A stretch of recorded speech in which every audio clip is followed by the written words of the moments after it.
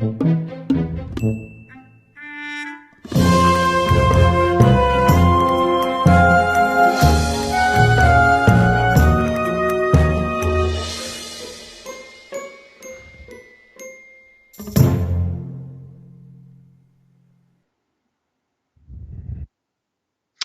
you guys. How are you doing? It's nice to see you again. This is Richard Sachs. This is Lost Arts Radio.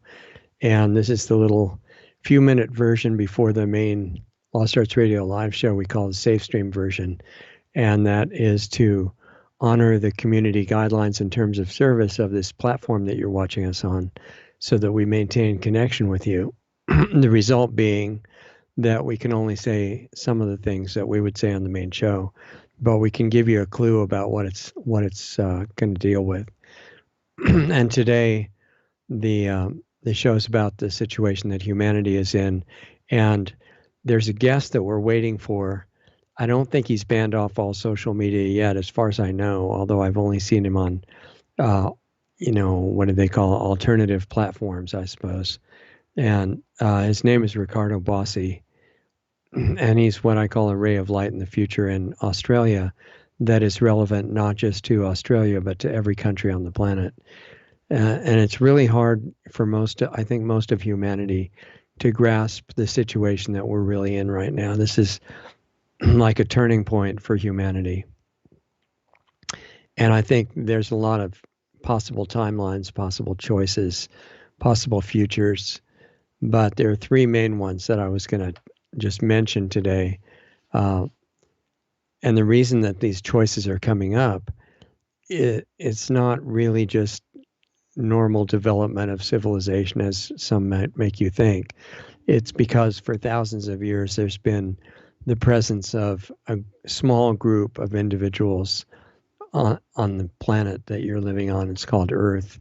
And thousands of years, at least back 15, 20,000 years, and probably a lot longer. And their whole goal is the proliferation of evil on the planet, ending in what looks to me like a ceremonial sacrifice of all life on Earth. And that's according to the doctrine of sacrifice, where if you kill an innocent being according to a certain specific protocol and you give the right past certain milestones and you give the right notices and everything, that God is really happy with you for the murder. And their version of this is that the innocent being that they chose is the biosphere, meaning all life on the planet. So I think that some of the servants of the system right below the top levels are taught that it's only population reduction, like the Georgia Guidestones allude to, down to 500 million people out of 8 billion. And the people are told, who are serving the system at those levels, that they'll be among the remnant, the elite so-called remnant, that will get to stay alive after all the rest of us are gone. And so that they get all excited about that and think that sounds great. But that's not really the plan. That's just a step. And I think that the real plan is total extermination of all life, not just humans, but plants and animals and everything. You can see by what is happening intentionally to the pollution and the destruction of the life support system of the planet, the genetic pollution through GMOs, which are way farther advanced than what we're told about, and have to do with the current, I have to watch my language, I don't want to get the channel shut down, but the current health program. You've noticed this health program they have that's killing all kinds of people right now with this wonderful therapy that is supposed to save you and keep you safe from disease and all that. It's all part of a unified, overall coordinated plan. And a lot of people can't see it, and they say, well, look at Congress or the presidents in different countries. They can't even cooperate on anything. How could they do this gigantic coordinated plan all over the planet? And they're not the ones that run it. They're just figureheads. And it's true, they're not very much in touch with anything. And they put a face on the whole thing that just, they follow orders, and they're not displaying any great intelligence. They're pretty much asleep, controlled by blackmail and bribes and threats to their families, and they're actors and they do what they're told. The actual coordination comes from much higher, and it's been going on for a really long time, longer than recorded history. But now they think it's going to be not too long until they can wrap up the completion of the agenda, which at the very top levels, it's not human. But at the top human levels, they know that it's a suicide mission, and they expect to collect the reward on a non-physical level. And they're a little bit confused about how these things work. They're making an unpleasant future for themselves, but they don't know that. And they think they're going to succeed, and all of us will be gone, and their physical bodies will be gone, and they'll get to live with this dark power forever, which is their God, and it's going to be wonderful. And, they have some misunderstandings about that, but that's what they believe, and that you can see it once you understand how that fits together with all the sub-agendas involved. It starts to make sense. And it's really important to their plan that we don't understand it and we don't wake up, and especially over everything, that we don't figure out or remember who we are. So when we look at, because what can flow through us from where we came from is so much, more powerful in a good way than the people who are in charge of destroying the world right now, that their plan would be over. And it's really crazy for them to be afraid of it, because it's the only thing that could help them, actually. At that power level, it's not necessary to destroy anybody. So the three futures that I was looking at, just to mention for a couple of minutes on the SafeStream version. The first one is if their plan succeeds. And in that case, there's total darkness, total extermination of life on the planet. Rocks would still be here, not much else, not the atmosphere. Something similar happened a long time ago in some other places, but on this particular planet, that would be the end of life in this chapter, and it would be a long time before it started again. Humans are not bodies, they're not physical organisms. We have these conscious costumes that we wear, and we're supposed to use them to accomplish something while we're here briefly in the physical level. And most of us are totally oblivious to that, and we forgot all about it, and we just run around chasing superficial ways to feel good momentarily before it crashes again, and we forgot pretty much everything. As long as we stay in that forgetful state, which is what the rulers of the planet need us to do so that they can finish off the agendas, then they'll complete that, and that leads to the first of the three futures, which is the end of life on Earth. And that's exactly what they're working toward. And I don't say that lightly. I've spent many decades, since long before I was a college student in the 60s, to track down, where are they going with all this? What's the common theme? What makes all of it fit together? It's a belief system on their part that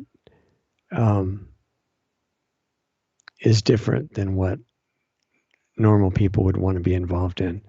And it's right now, it's included the brainwashing and hypnosis and the trance-like condition of most all the humans on the planet. And which one of the three futures happens depends on whether we shake off the hypnosis in time or not. So that's option one. Option two is people get aware of what's going on to a certain degree, and they just get very upset, and there's a violent revolution. And in fact, the guest on our main Lost Arts Radio live show, which starts in 18 minutes from right now, explains that option, it results in something we don't want. It's called, in his words, civilizational collapse. Not a really good thing to do.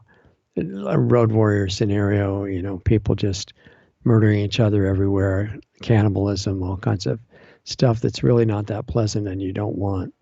So that's option two. Option three is we wake up in time, and it doesn't even have to be a majority It doesn't have to be a huge number. It just has to be some critical small mass, because there's a frequency that humans put out that keeps us all in touch with each other on a subconscious level. And that frequency depends on degree of consciousness and a lot of other things. And if there's a certain core group spread all over the world, in touch maybe in other ways, achieves a certain level of that, even on a beginning level, it's so powerful that it can spread. I've called it a positive pandemic of consciousness before, and I think that's fairly accurate. So I would invite anybody who's interested in that to be part of it, because you have everything that is required to make you a major player in that, not in outward organizations, but at what you're really doing in your internal work, which is where the most powerful work is hidden. You know, it looks like, and it doesn't mean that we don't need to do the outer physical things. Those are really important. And what Ricardo Bossi on the Lost Arts Radio live show today, in the recording that we're going to look at prior to him becoming a guest, what he says about that is that the physical level has to be mass non-compliance with suicidal and murderous type orders. That means if you're in the military and you're given an order to commit murder or do all kinds of other immoral, unethical things, you have to say no and refuse. If you're in the police, the same way, like the police in Australia are on video all over the place, and we post a lot of those on lostartsradio.com. All kinds of news articles and videos are there every day. If you're in the police and you're ordered to beat up, women and kids or even men going into the grocery store, and they're being prevented from getting in for reasons that you probably know about, because they don't want to have really terrible things done to their bodies, and you're a policeman ordered to beat them up or block them, you don't do it. You can't do it. You can't violate your basic sense of what's right and wrong, even if it means you give up your livelihood, because if you're worried about that, then we all become servants of the evil side with apparently justified reasons, saying, well, we have to do it. We're just following orders, and we have to do it because if we don't, we lose our jobs, or if we don't, we'll get punished, or we work for the mainstream media, and if we tell the truth, we'll get fired, which is probably true. Although I recommend it, go to Project Veritas and get in touch with them, see what you can do from the inside. But there's all kinds of justified reasons for not doing what is morally required, because it's going to be unpleasant, or you're going to get punished, or other people aren't going to like you, or you're going to get called all kinds of bad names and things like that. But once we realize, talking to me and everybody else, that following ethical behavior, regardless of the mistakes we've made in the past, and all of us have, once you realize the critical nature of it, you don't have a choice. You have to do what's right, and that results automatically in mass non-compliance that David Icke talks about, and Chris Guy talks about, and Ricardo Bossi talks about, and what we're going to play on the Lost Arts Radio live show today. And he said it all depends, in Australia and his movement, it depends on numbers. And I think on the physical level, he's right. And Australia has something like a 23 million population. I don't remember the exact number. And he said if they get 5 million, 20% of the people to do the non-compliance, then the good guys win, and the bad guys can't succeed in destroying everybody. And what is it that determines the numbers that they get? And that's consciousness. So really because people who don't understand, and I don't mean intellectually, they're not in touch with the feeling that says you have to do this. You don't have a choice. You may get killed for it. You have to do it. You may get, you speak out about things that you're not supposed to say. You may get assassinated, especially now. But you don't have a choice, because if you don't do it and you're supposed to, or you commit acts knowingly, once you start growing up and realizing how the values of things work. If you ignore that, it hurts yourself and everybody else. So there's really no choice. So the last of the three roads in this particular layout of the choices is the one where some of us wake up. And it doesn't, by waking up, I mean not being able to recite, all the things that are going on bad in the world. That's not, you can be aware of that and not aware of yourself. So not being awake. And I'm talking about the real power that would automatically result in this mass non-compliance is self-awareness. And you can't be really self-aware without having a conscious connection start between you and where you came from. It's what people call God. And it's not a memorized belief, it's a reality. And if we can get our connection back to that, then the waking up is automatic. And then the non-compliance is automatic after that. So what we're going to do on the show today, I've been in touch with the political party in Australia called Australia One. It's really inspiring what they're doing. And they've got people all over their country in Australia trying to get this awakening together and what they call getting their army raised. And it's not an armed army. Well, people were forcibly disarmed in Australia anyway. They didn't realize how catastrophic it would be to allow that, but that did happen. People in America, a lot of them are really missing the boat in understanding it's absolutely essential in any country not to lose the right of self-defense or to keep and bear arms. That's not some fringe thing. That's critical to survival. Otherwise, governments and corporations and other kinds of gangs end up doing unpleasant things to you. They may anyway, but it happens faster without any means of self-defense, and that's where it is in Australia right now. So they're kind of leading the world toward violent tyranny on the part of the government and the police and the military and people following immoral orders because they're unconscious. They're not awake, and I don't mean woke. They're not conscious. They're not self-aware. So I think Ricardo Bossi's plan of raising this non-violent, peaceful, non-compliant army is inspirational.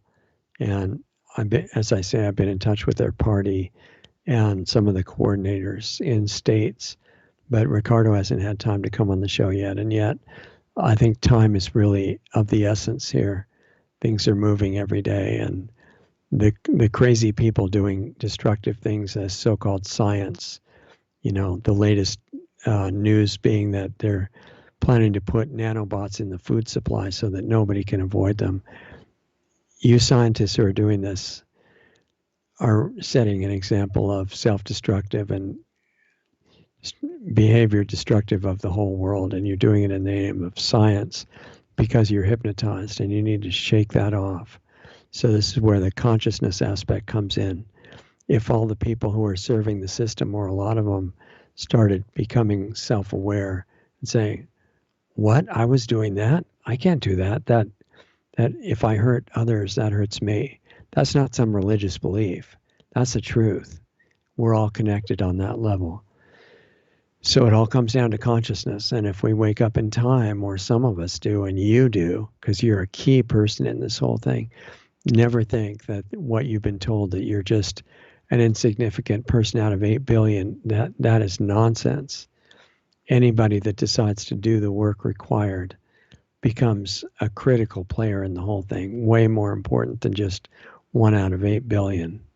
So it's up to you, but hopefully enough of us make this choice and do the work required, that the non-compliance is a reflection of that, and it changes the wave in the direction of life instead of death in the world.